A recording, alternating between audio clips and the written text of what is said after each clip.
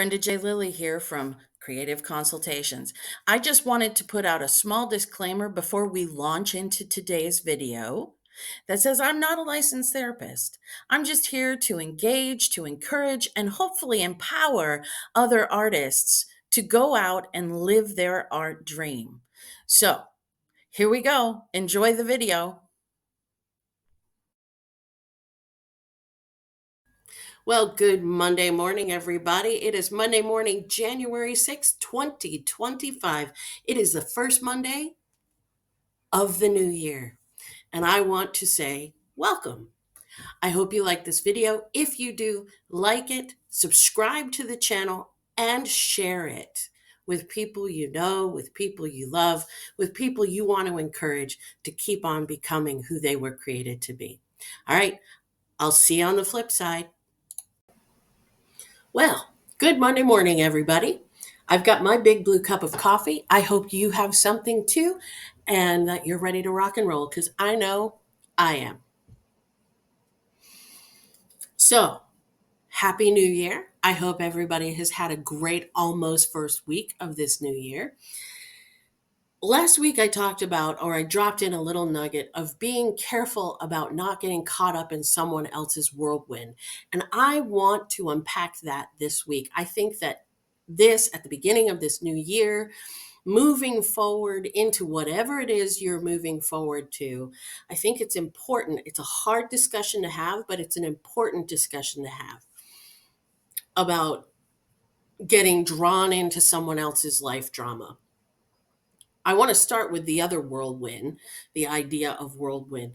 Someone comes into your life who's just got a complete vision for something fantastical, and you get super excited with them, and they draw you into that excitement, and so you want to go on that journey with them and be a support system for them.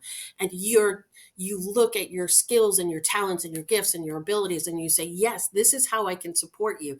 Do you want my hands? And they say yes, and you say, woohoo, let's go. And the whirlwind keeps carrying you on. That is one kind of whirlwind that I'm not worried about at all. That's not what we're talking about here. That is jumping on someone else's bandwagon, visionary bandwagon, and knowing that your skills and your talents and abilities line up with where they're headed, both the mission and where they're headed. And you know, this is what I want for my life. Okay, that's one whirlwind, and that's a whirlwind I can get behind. In fact, I've done that several times. So it's great. And it won't be, I can honestly tell you, for the most part, it probably won't be your entire life journey. It'll be a part of your life journey, and then something new will come up. But we're not talking about that glorious whirlwind, because that's the fun journey. We're talking about the person who blows into your life and absolutely explodes all over it with their brokenness, with their drama and their intrigue, and they try and they draw you into it, and they want you to be a part of it, and they want you to help fix it, help solve it, help work it out with them, because they can't do it on their own and they need you in order to fix this problem.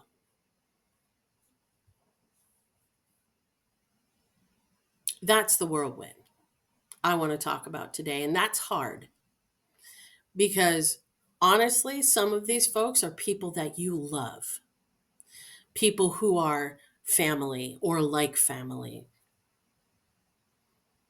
Those people who are always like surrounded by chaos and misery and brokenness and drama. And every time they come to your door, it's a new explosion. And it seems like you're constantly trying to either give advice, or they're asking for advice, or they're asking you to help fix, help solve, help.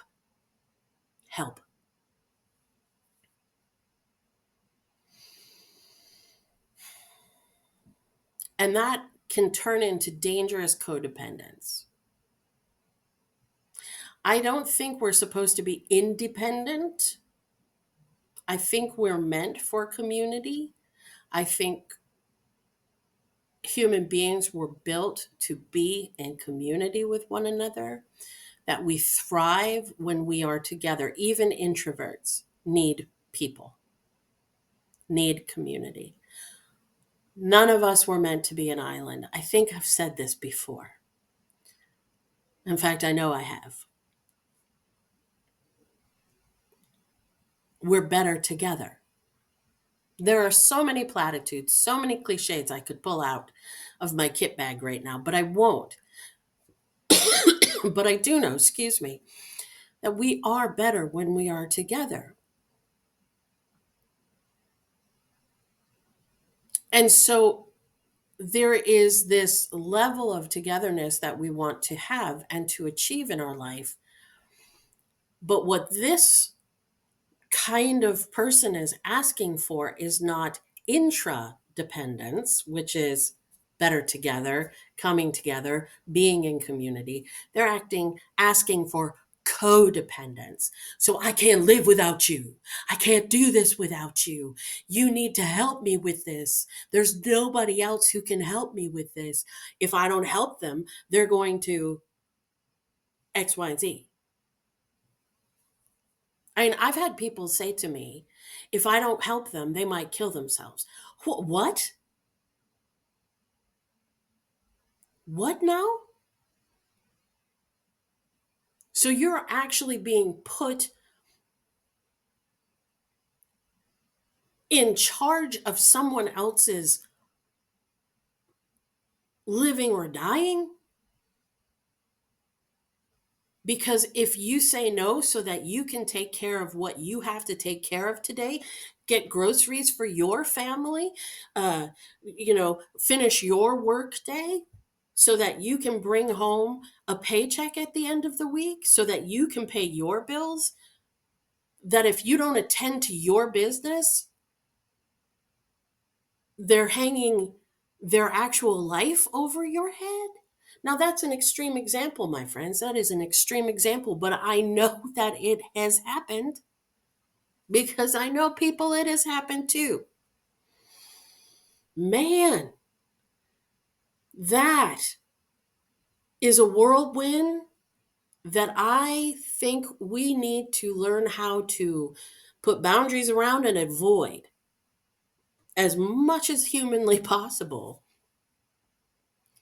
And it doesn't mean you don't love them, and it doesn't mean you don't care for them, and it doesn't mean you don't say yes to the things that you can actually do that you know could help them. But at some point, people have to go on their own journey, and you cannot fix someone else's brokenness. You cannot change someone else's brokenness. Now, if you are financially really well off and your heart tells you, I need to change this person's financial circumstance, bless you. And if that's what you truly know you're supposed to do with those finances, then do it. If you have the 3 hours to give to the person who needs 3 hours to do this, that, the other thing, give them the 3 hours. If you have a vehicle and you know, oh, I can take you from this place to that place, and I have 2 hours to do that in, well, then, okay, fine. That's not being drawn into their whirlwind. That's you saying, okay, how can I help? That's not you saying, if I don't help, oh my gosh, their world is going to come crashing down around their ears. Honey, if they're in that kind of position, their world is already crashing down around their ears, and there's not a whole lot your help will do to stop the crash. They have to dig themselves out of the hole. We all are personally responsible for our own lives as adults on this planet. And we have to start taking responsibility for ourselves and stop blaming the world, stop blaming other people, and start looking at our own choices and saying, okay, I got me here. How do I get me out of this? And sometimes when you do that kind of self reflection, you go, okay, I got me here. How do I get me out of this? Well, I can't get me out of this. I need this, this, and this to happen. So, who do I have in my community who can help me arrange for those things so that I can move on? Only when a person who is in the midst of that kind of a battle starts to critically think, how do I work this out so that I can move on? Do they actually want a healing? Do they actually want to move on? Do they actually want to come out of their brokenness? See, this brokenness thing that we have in our society, this drama, this need for, I mean, it's like we all want to live in a soap opera. Not all of us, please, because I don't. But so many people around think that that's life. Like, unless you have some kind of drama going on in your life, you're not actually living. Oi, is what I have to say to that. I remember my mom when I was 13, and I was a soap opera addict, man, when I was younger. And she just looked at me at one point, and I was talking about something, some drama that was going on at school. I was 13. And I remember we were on a ride, and she just looked at me and she said, life is not a soap opera, Brenda. And you have to stop treating everything like it's this huge raging drama. You can't fix everything. Some things you just have to let go. Wow. I wish my 13-year-old self would have taken in the full weight of knowledge that one statement was. I would have stopped struggling years ago with this thought process. Because what happens is when we say no to people who are in this level of drama, tragedy, brokenness, we feel horrible that we can't help them. We feel horrible because we're in a better position in life than they are. We judge ourselves sometimes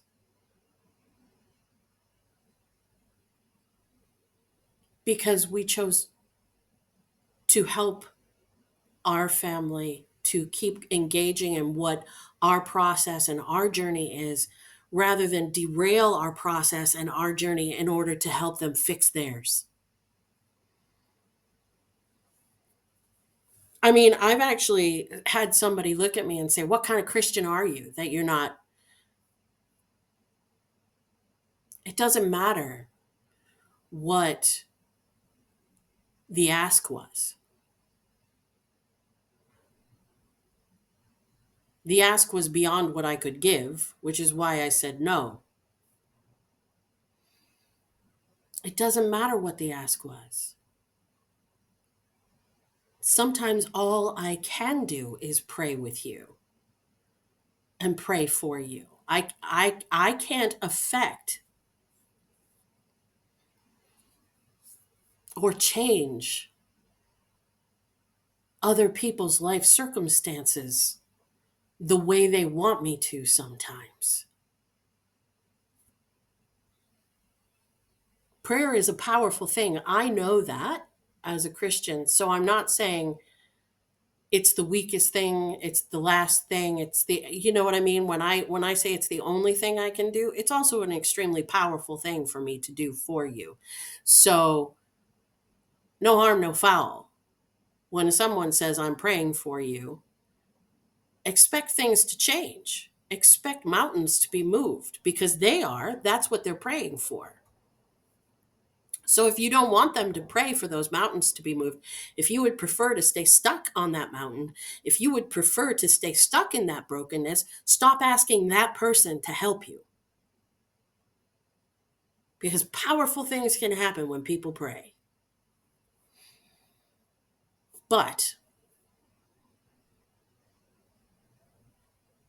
we need to recognize that not everybody wants healing, that not everybody wants to come out of their brokenness, that people don't want to not have a problem. Like, I can't stand staying stuck in a problem for very long. I really can't. It drives me nuts not to be able to solve something. Like, why? Why do I have to? It drives me a little crazy. So I critically think, I problem solve, and I work my way through it. In fact, my therapist, who I just love her to pieces, she, when we first started working together, she was like, Brenda, you are such an amazing problem solver, but I need you to slow down, because you can think yourself out of this problem. You could think yourself away from this emotion, this feeling, this circumstance. You can actually remove yourself from it, but we need to journey through it in order to understand what it is that is causing this underlying stuff. So I need you to slow down. Don't solve the problem. We'll solve it eventually. Don't worry. But we need to slow the process down. I had to slow myself down so that I could feel what I needed to feel in order to fix what I needed to fix. Right? That's interesting. But some people don't want to even do the surface level problem solving, which is why they come at you with all of their stuff. And they're like, I mean, if they're $150 in the hole and they need $150 to pay this month's energy bill or whatever it is, and that's what they come at you with, does it solve their problem in the long run to give them the $150 this month? It's like, okay, I can give you the 150 if that's possible for you. For some of us, it's not, but for some of us, it might be. I can give you the $150 this month, but what are you going to do next month? Because I don't assume that the bill's going to be any smaller next month. So what are you doing? How are you actually going to solve this? And if they don't have a solution to the problem, that's when we need to either launch into helping them think through this logically, if possible. And if it's not possible, then we need to put boundaries around it. And that is what I call not being drawn into somebody else's whirlwind. Help where you can help. But when they come to you and all they want to do is stay in problem, then we need to put up the boundary that allows us to carry on with our goals, our life purposes, our visions, our dreams, our journey. Because if somebody doesn't have $150 this month and they say, well, I don't know how I'm going to get it next month. And then they say, okay, well, and then you start to have a conversation with them about it. But what you find out is they don't want to fix it. They want to stay in that $150 problem world. Well, then a rigid boundary needs to be put up saying, I can give it to you this month, but I'm not going to have it next month for you. So you're going to have to figure out how to find $150 more every month in your budget. Or you need to get a second job that will help you not only pay this 150, but will actually bring in more financial security for you so you have what you need. I think so often people want other people to solve their life problems. They blame everybody else for their life problems.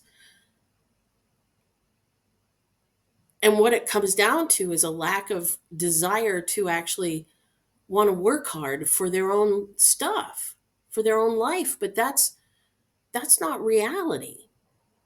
Reality is we have to pick up and carry on. We have to do the hard things in order to accomplish something great, something glorious, something good, something worthwhile is going to take some hard work. And that's not a swear word.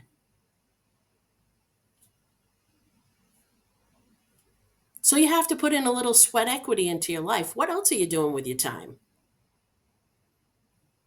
Right? But so often people get so stuck and so high on the drama, right?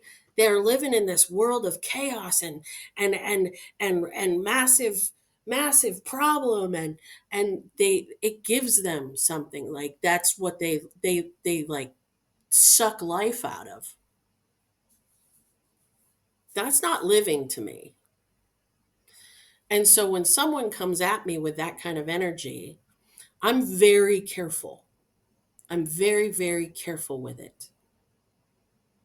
I'll engage with it to a certain extent, the energy, I mean, not calling a person an it, but the energy of that person. I will engage with that energy a little bit, but I am very aware that that energy exhausts me quickly.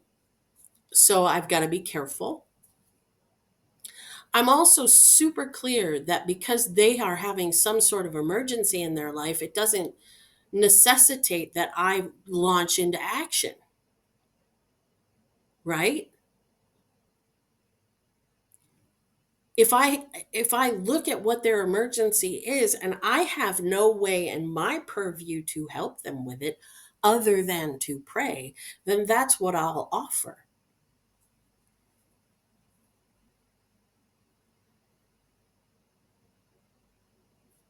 It's not easy disappointing people, especially people who come in with such large energy and such expectation that it's your job to solve their problems. But I don't think it's my job to solve your problem. I think it's your job. Just like I think it's my job to solve my problem. Now, do I have a community of people that I lean on, that I respect, that I ask for help when necessary? Absolutely, 100%. Again, we all need community. But do I demand that of them? No. I give to my community.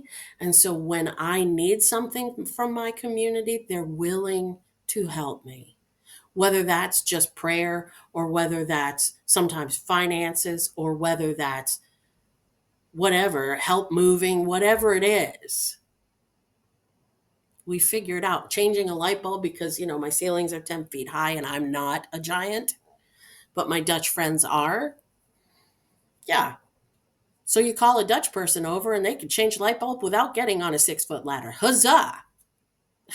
You know, the job just went from like an hour of madness to 15 minutes of nothing. So it's what's your choice, right? But it's not our job, even if we are in some form of coaching or some form of therapy, or a therapist or a psychologist or a doctor or a pastor, a teacher. I don't I mean, a doctor, if you're doing surgery on someone, yes, it's your job to root out the whatever you're taking out in order to help them live. But even doctors, for the most part, it's our job as people and leaders in society to lead people to their change,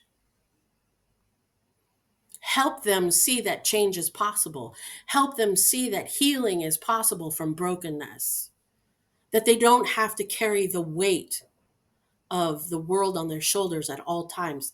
We want to lead people in those directions, but I can't force people to change. And I can't help people, I can't make people heal from their brokenness or make people choose not to live in their problems or even believe that they don't have to live in their problems. I can't, I don't have that ability. They have that ability. And my job is to simply say, it's possible. Even when the world is crashing down around your ears, it is possible to see possibilities everywhere. I had a conversation with someone this weekend, and he asked me to just pray for more possibilities. And I said, man, possibilities are everywhere. We just have to open our eyes and our hearts to doing things differently than we've been doing them. That's the difference between choosing a new opportunity that presents itself and not even seeing it as an opportunity, is having our eyes and mind and heart and spirit open to new things. Once we're there, once we're in that space, then we can look at everything around us and say, look at that opportunity, look at that opportunity. But I can't make you see it. You have to go through the journey of healing and discovery in order to see the opportunities that exist all around you. And they're there. So, this has been a very long video, and I'm going to shut it down now because I think we've talked about it enough. But don't reap someone else's whirlwind. Help where you can, put up boundaries where they're necessary, and keep journeying on to who you are supposed to become.